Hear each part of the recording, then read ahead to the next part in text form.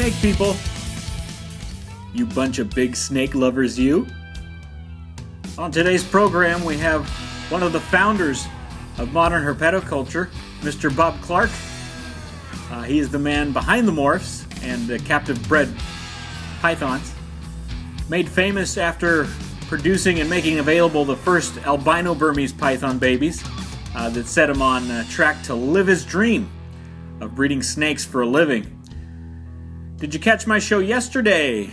I interviewed the godfather of the reptile industry, Tom Crutchfield, about keeping venomous snakes. If that sort of thing interests you, you can find that video on Edgar Ortega channel on YouTube. I upload all my interviews on there. You can go on my channel, click on videos, and you'll find that interview with Tom Crutchfield. So be sure to check that one out. Also, please subscribe to my YouTube channel. Make sure you catch all my uploads as they happen. You'll find a lot of interviews like this one.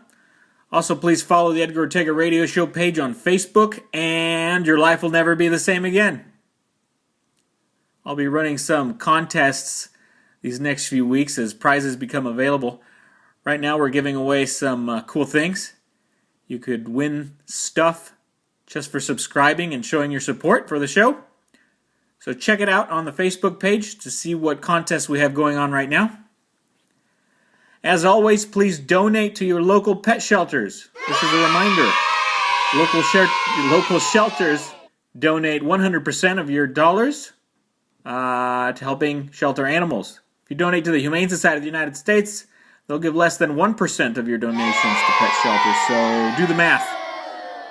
If you want to help shelter animals, donate locally, not to TV commercials run by the Humane Society of the United States. Support local shelters, please. Now, I remember years ago being introduced to Bob Clark by reading about him in Reptiles magazine. He's also authored several articles in that publication. He's the reason I got into reticulated pythons. I used to raise them exclusively. One of my favorite snakes for sure.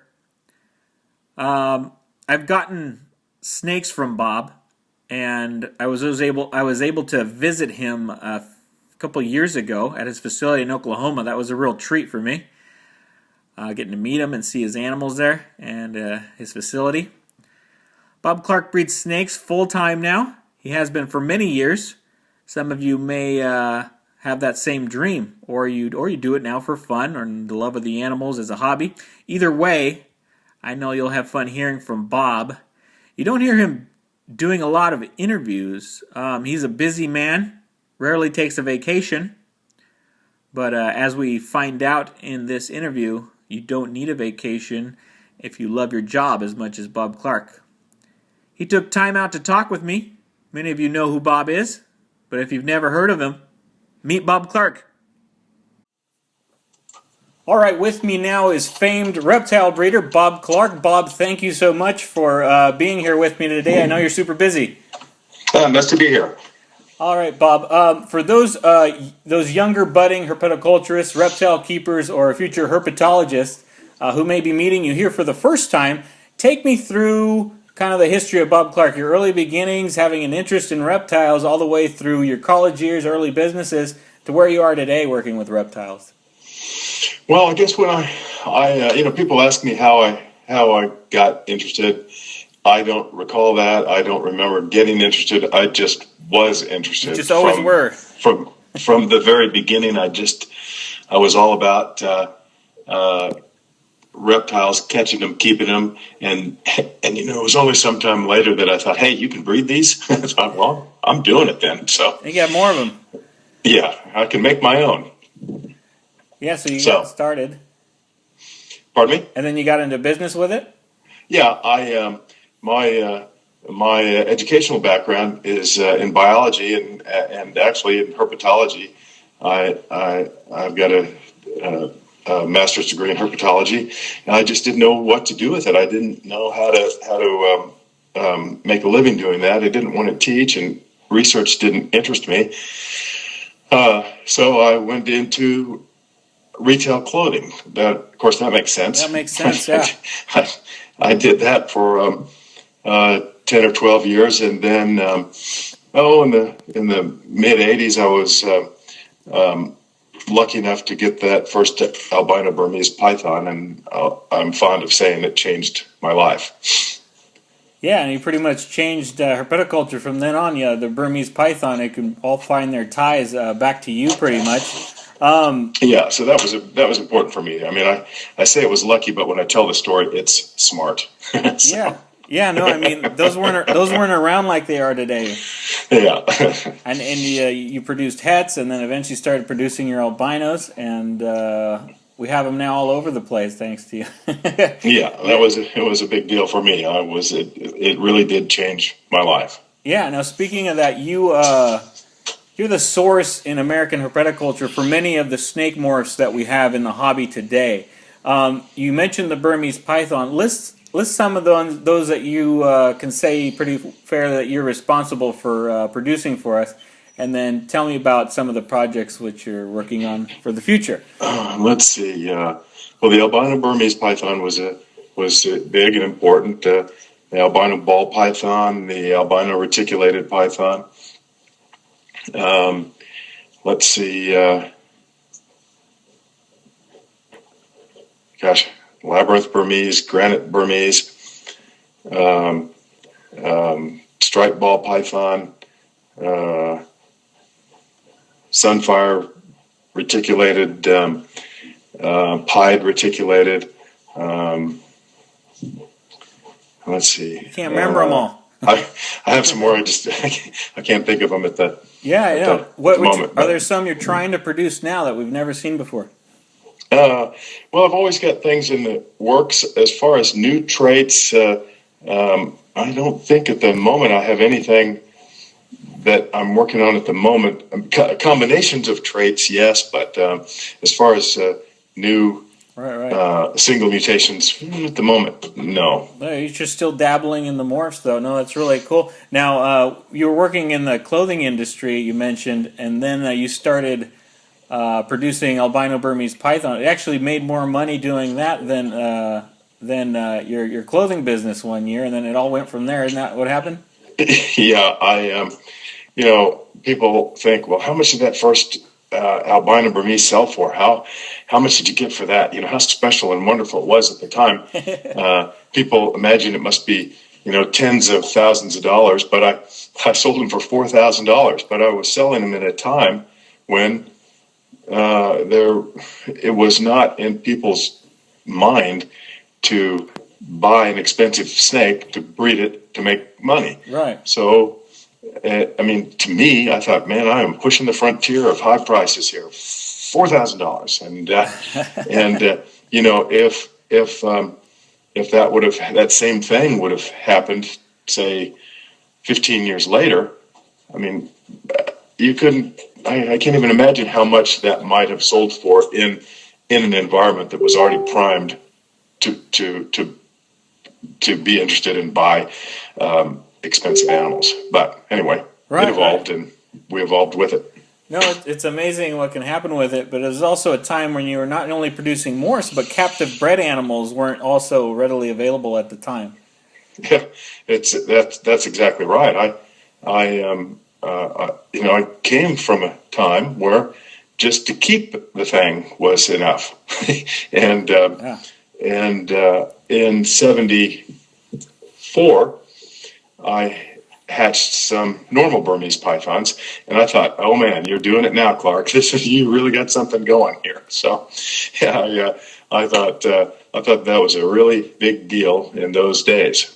But I was kind of feeling my way along. Nobody was doing it, and we didn't know as much as we know now. No, we owe a lot to folks like you that went through the process, saw what worked and what didn't, and then kind of gave us the knowledge that seems to be all over the place now with people producing snakes like it's nothing. No, it's really amazing what you guys have done. Oftentimes, speaking of which, oftentimes a hobbyist will have his heart set on accomplishing a production goal, like a breeding goal, and he'll discover failure, of course. It didn't work. Of course, I'm sure that's happened to you once or twice. But people tend to get really discouraged these days really easily. You've accomplished so much for the reptile hobby. Surely you've had your own set of professional failures. So, in an effort to encourage today's hobbyists who seem to give up so easily, talk about one or two of your failures, or you could call it, and then what kept you going. Well, not all traits are reproducible. They're not all. They don't all have a genetic basis that can be inherited. So sometimes you'll have something that looks interesting, and you want to prove it. Yeah. Yeah, and it never does. It's just oddball and can't pass this thing along. So I mean that's happened a few times for sure. And some of those animals, I paid quite a bit of money to find that out. Yeah. So I paid the money.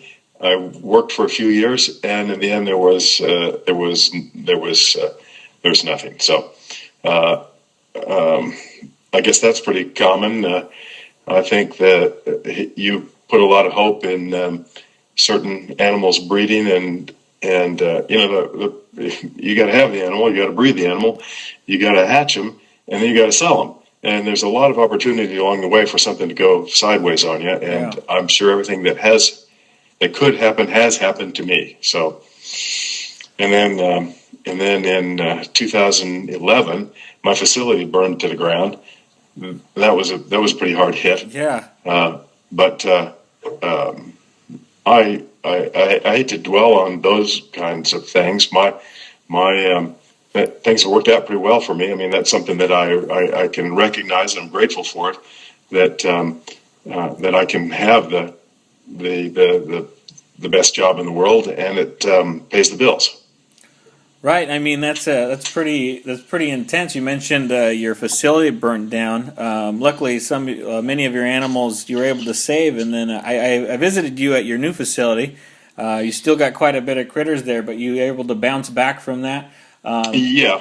I lost a lot of animals, but fortunately, I didn't lose all of any one thing.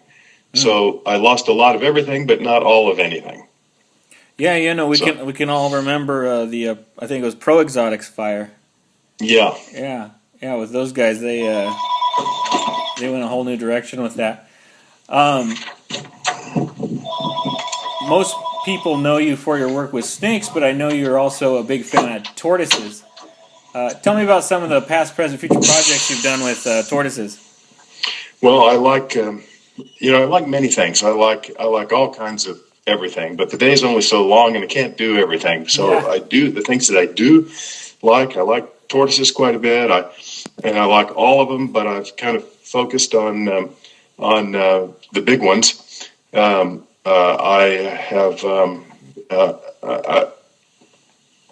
working with the Tulsa Zoo breeding the Aldabra tortoises, and also breeding Galapagos tortoises. So I don't have any glops yet, but we do have some eggs. And then back to the Aldabras.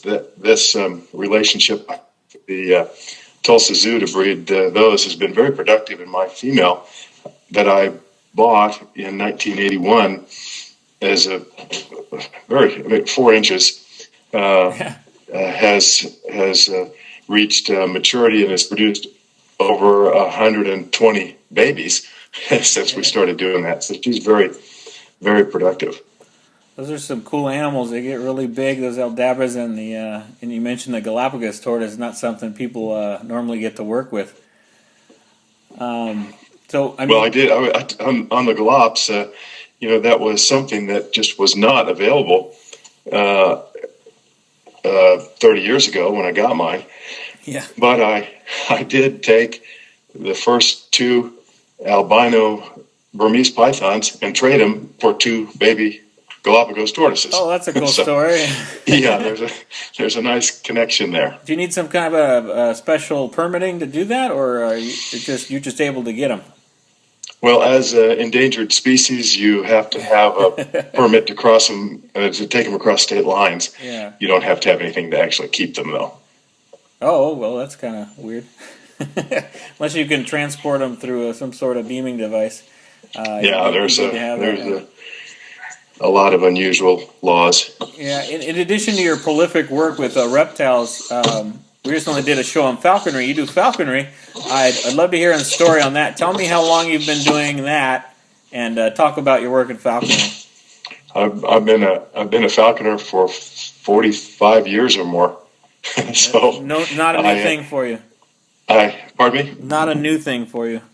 No, it's something I've always had an interest in, and I get a lot of enjoyment from it. So it's yeah, I spend a lot of time with it. I like it.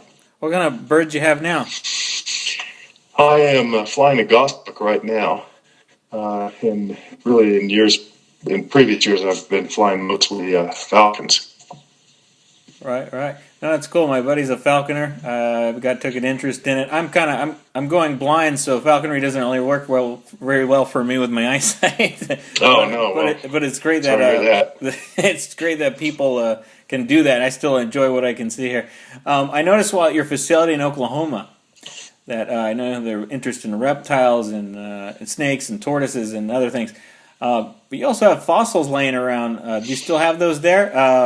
Yeah, there's something about holding something that is millions of years old, and I just I've got an interest there. I don't have a lot of knowledge, but if I see something I like and I can afford, I get it.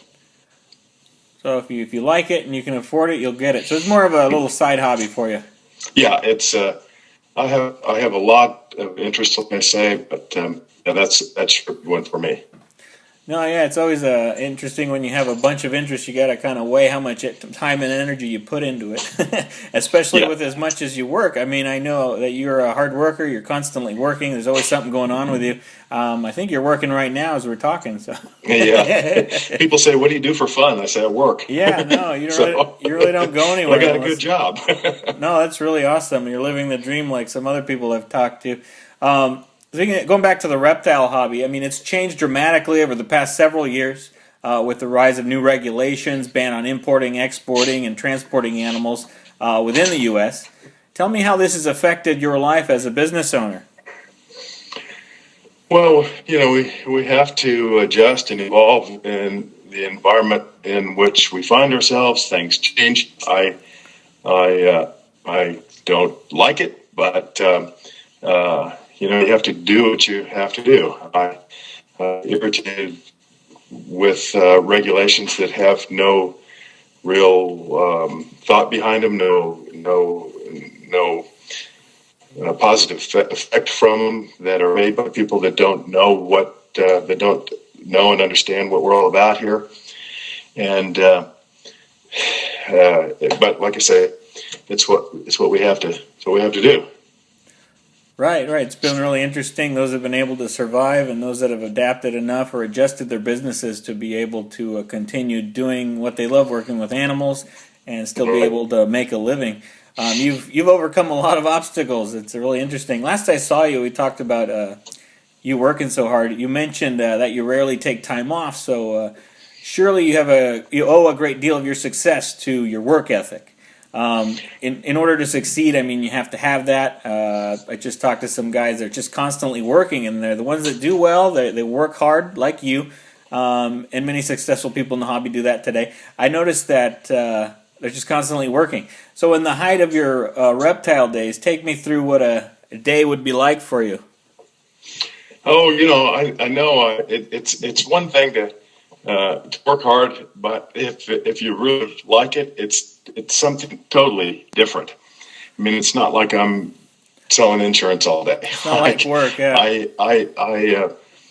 In my work, I guess mostly I sit behind my desk, but if I want to get up and watch a snake laying eggs, or see if something's breeding, or how my tortoise is growing, I can do that, and I get a lot of enjoyment out of that. So I don't feel like I call it work.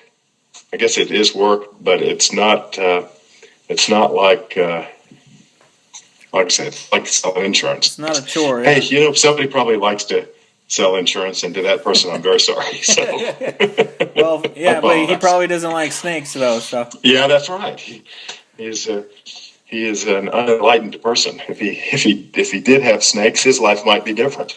So, yeah, I mean, so what time do you start your day? Oh, I usually get here about 6:30.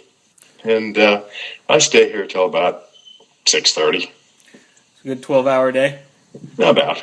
And do you have employees or do volunteers or? No, I never have any volunteers.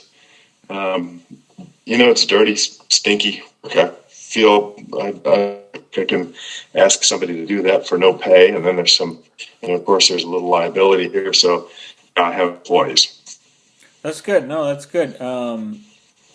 Now, so you have all the snakes all day. What are your plans for the future? I mean, is Bob Clark Reptiles going to be around as long as you can do it, business wise, or the animals? Are you always going to have something around? I think I don't have any plans not to do it. Yeah. Like I said, I do enjoy it. So, I'm gonna keep after it. I guess they'll probably find me in here one day, but anyway. Hopefully not animal related. Yeah. No, that's really interesting. Where can people get a hold of you if they're interested in purchasing from you? Are you going to go to shows this year? Where are you going to be? I don't do many domestic shows. I am overseas a lot, Germany and Holland and Japan, and but I do. Let's see, I do some of the shows in Texas.